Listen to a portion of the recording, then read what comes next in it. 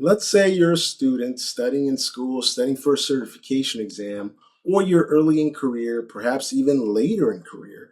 How do you get hands on experience with the things that you're working on, with the routers, the switches, the software that you need to work on?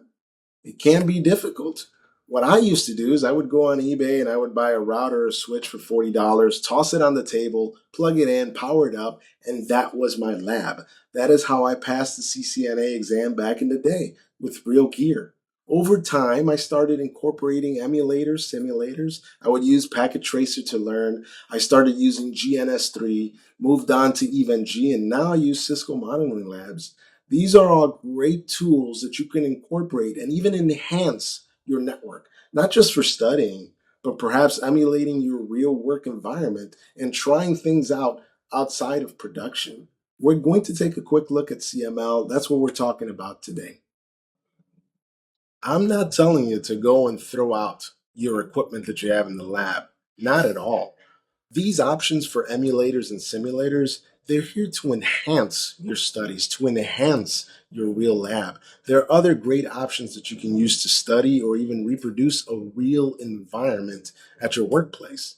So don't throw out your real equipment. It's still important. However, real equipment can be costly. Let's say it's a 9300X. That might be expensive to acquire to get into your lab. However, if you have a 9300X, please reach out. I want to be your friend. I want to know how you got the hookup. These emulators, these simulators like GNS3, EVE-NG, CML, these are great options to explore. Today, we're taking a look at the workbench for CML. I'm going to build a small topology just to show you how easy it is and give you a quick tour of CML. On the left side, if we take a look at tools, we'll see node and image definitions. Here are the solutions, the platforms that are in CML. The nice thing about CML is that these platforms, these solutions come with CML. So you have access to these images to use. That might not be the same thing with other solutions. You might have to hunt for those images. If you have a valid contract, you'll be able to download from Cisco.com. But without that, it's pretty difficult to get those images or even other third-party images. With CML, you have those images that you're able to use straight out of the box. And the nice thing is that you can continue to add other solutions and even third-party solutions in here as long as you have access to those images. As you can see here, I'm running CML 2.7. I have access to the SD-WAN controllers. I can build an SD-WAN fabric here in CML. I also have FTD, Firepower.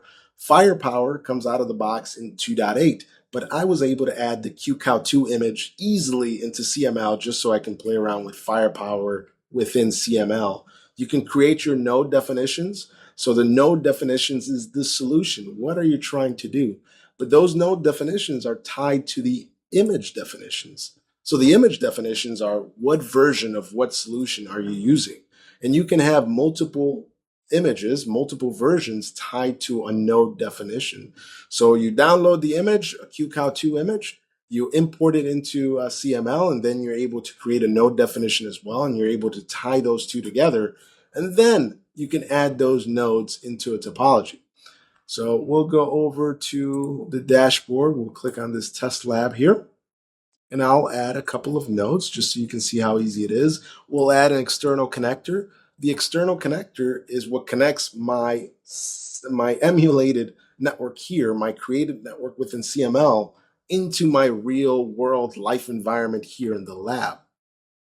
I'll also add a Catalyst 8000, drag that into the topology. And I will add, as you can see here, there's a lot of options as well, third-party options. We'll grab a Cat9. We'll add that. And then we'll add, finally, a firewall here. We'll connect all these to each other. We'll just line them up to keep things simple. So let's start with the firepower. We'll add some links. We want to connect the management over to gig 0, well, gig 1 of the switch. We'll create that link. So that's the management. We'll add another link in here. And just like other solutions, you're able to capture packets on those links too. Let's use gig 00 on FTD, and we'll connect it over to 102. There we go. My management is connected to the switch, and now we'll connect. We'll add a link from the switch over to gig. We'll do the last port there. And you can add additional ports into these devices. You can customize these devices to the needs of your lab.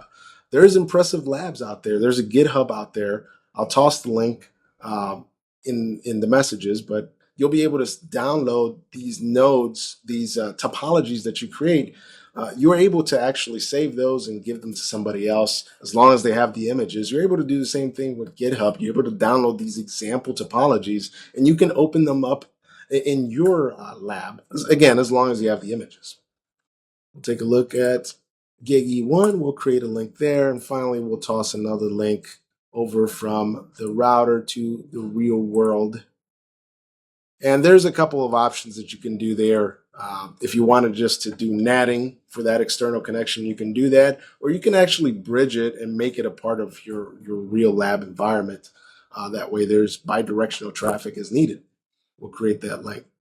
So now these devices, I've added them into the lab. They're not on yet, but as you can see, that was pretty simple to do. Again, depending on how many devices you add in, the requirements will vary, right? These different devices have different requirements when it comes to memory, when it comes to CPU, and you can see those in the node definition.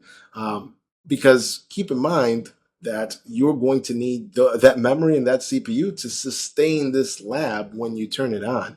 But you can change the names. You could customize this. If you wanted to create a startup config, you can do that and you can have it readily available. Every time you start up the lab, that custom config will come up. If I want to start the lab, I'll right click and just start lab.